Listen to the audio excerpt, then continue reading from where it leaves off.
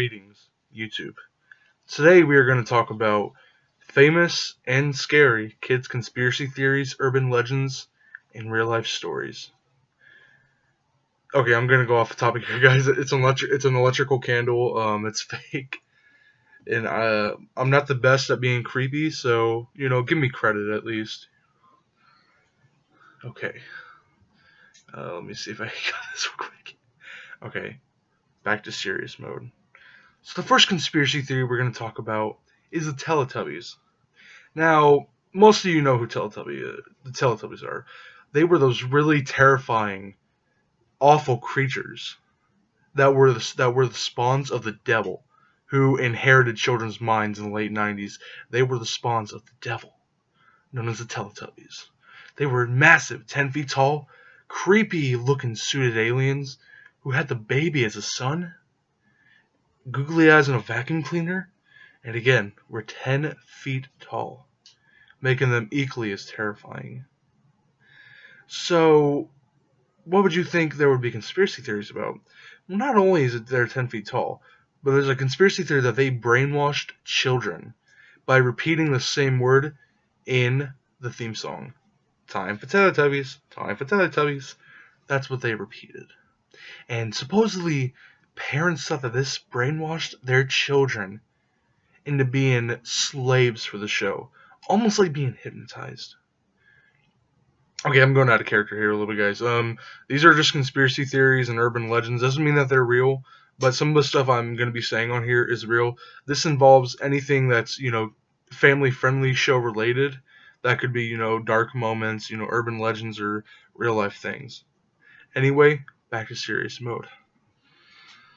So parents basically petitioned for the Teletubbies to get off the air. Because again, they thought that Teletubbies was possessing their children with repeating the theme song, the one word in the theme song, time for Teletubbies. And that's that. Now the next conspiracy theory we're going to be talking about is brainwashing children in the olden days.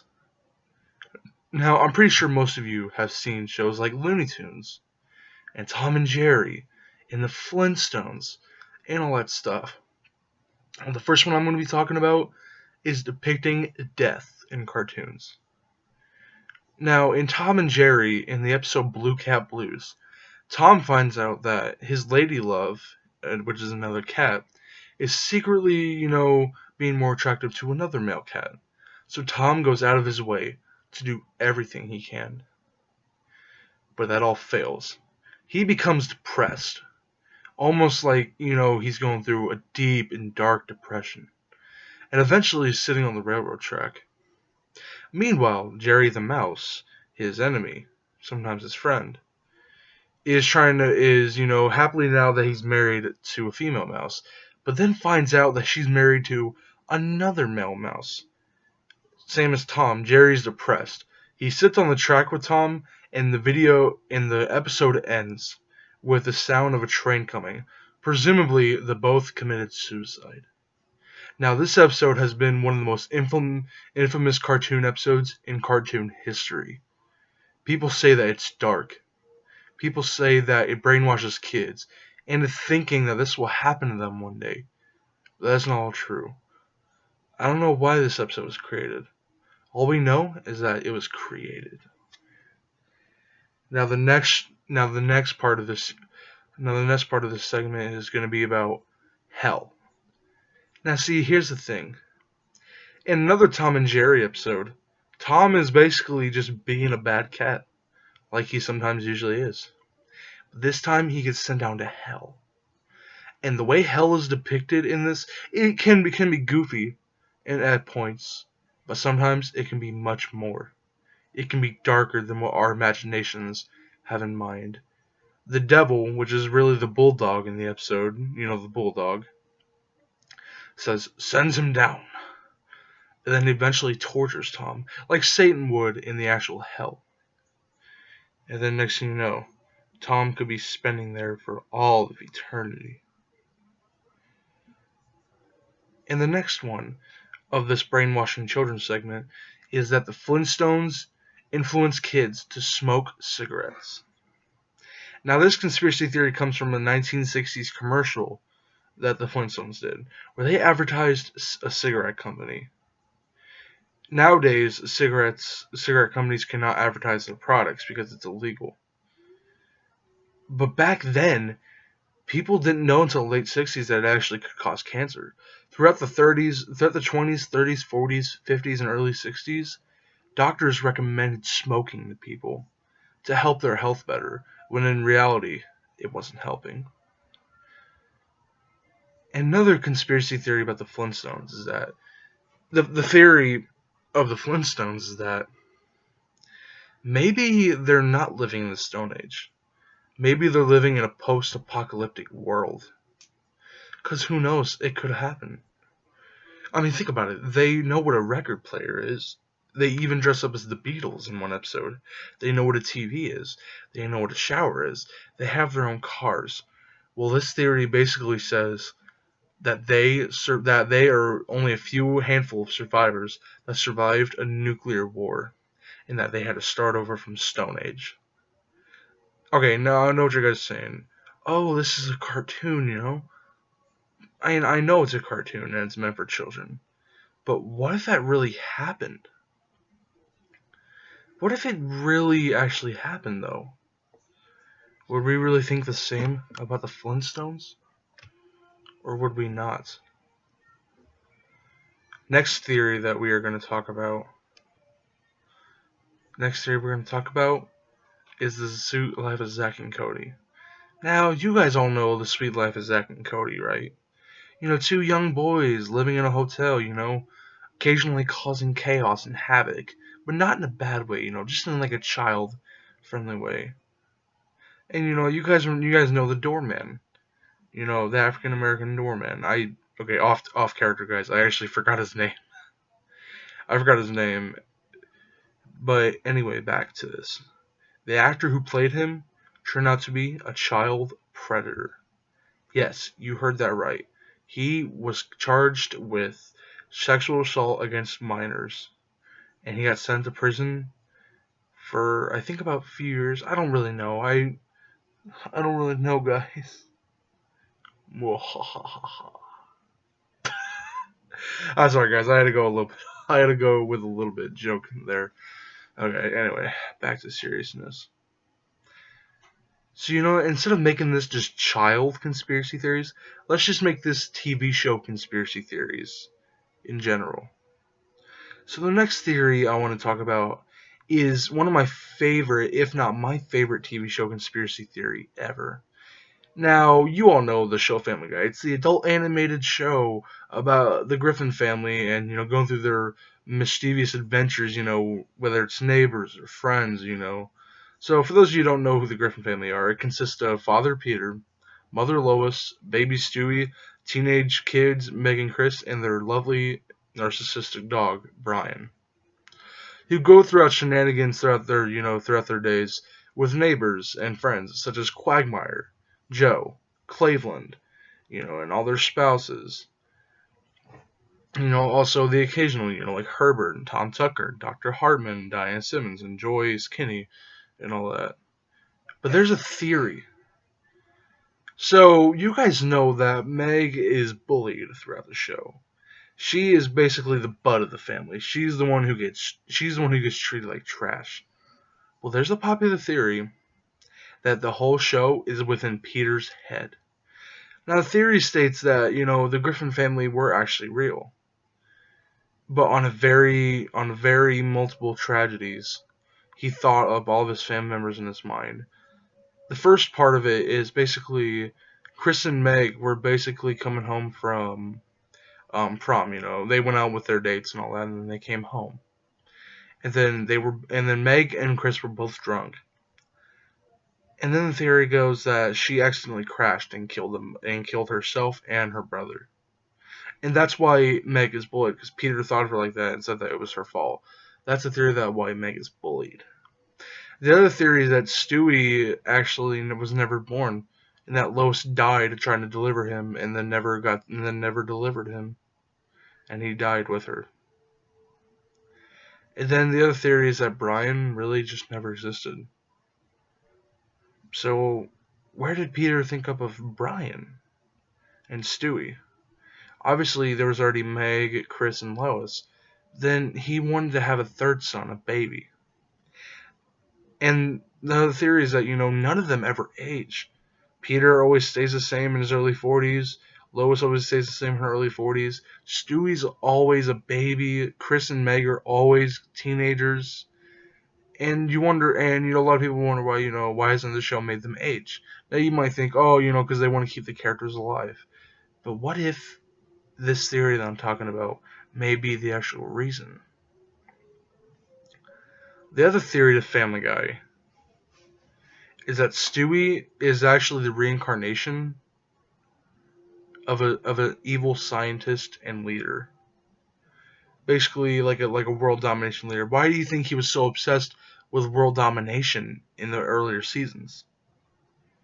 Because he was actually the reincarnation of a war leader, narcissist, politician, and whatever you want to call him. And this theory has been really popular. But then later in the seasons, Stewie gets softer. I mean, he's still an angry baby, but he doesn't have plans on world domination or of killing his mother. Another theory from Family Guy states that Brian is actually swapped. He actually has the brain of a human. Now, some of you may think, oh, he's just like Klaus from American Dad. Well, here's the thing: Klaus from American Dad did actually swipe brains with a human. He has the brain of a German athlete. Well, his brain was swapped with the German athlete. That's why in some episodes the German athlete actually is going and all that like a fish. But it's never proven if Brian actually is with a human brain inside of a dog.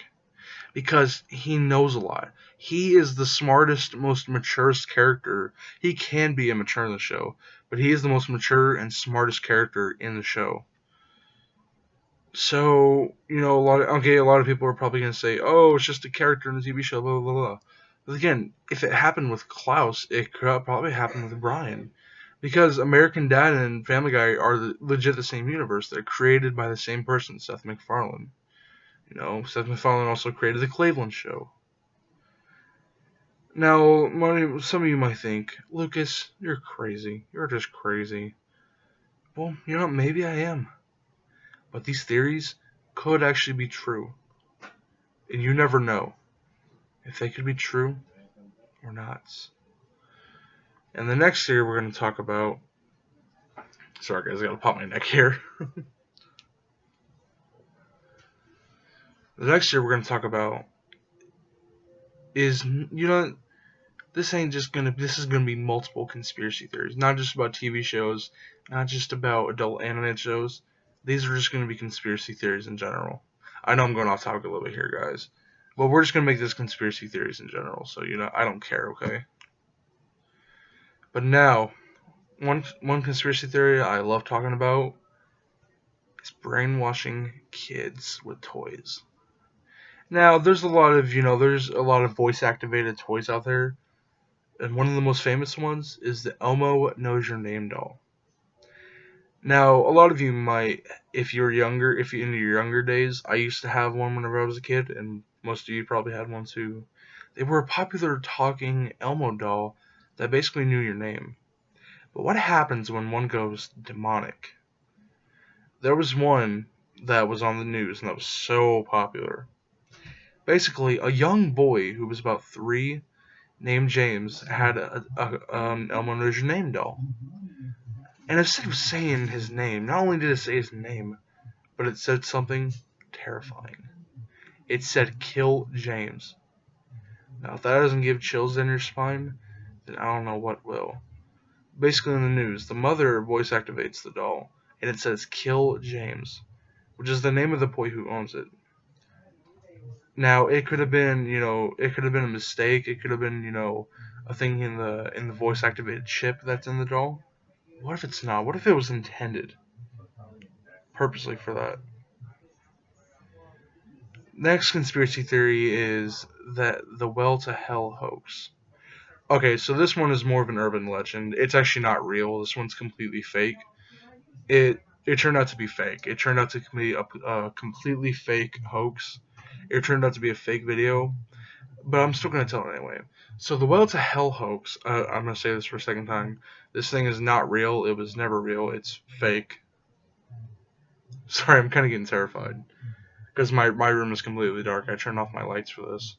But basically, the theory states that this Siberian Russian drilling company in 1989 basically drilled a borehole, which is probably about the size of a basketball, circly.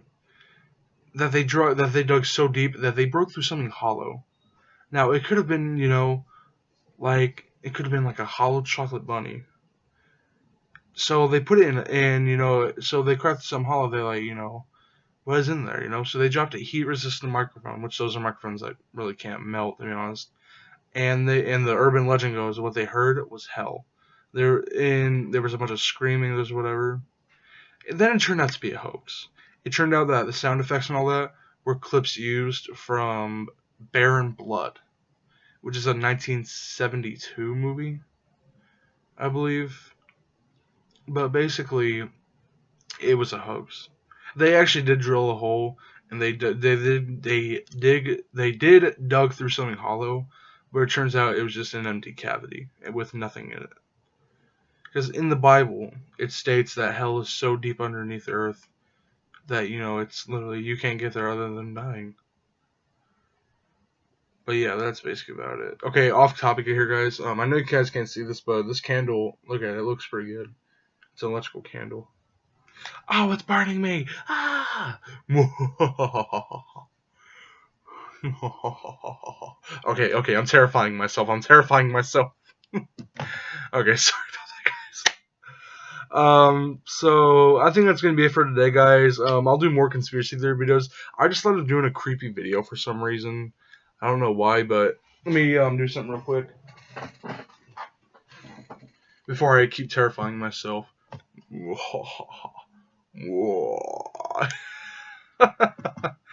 uh, okay. So I'll catch you guys next time. Oh no, the light went out. I just turned off the candle. It's good. Oh god. Okay, I'll see you guys next time. Peace out.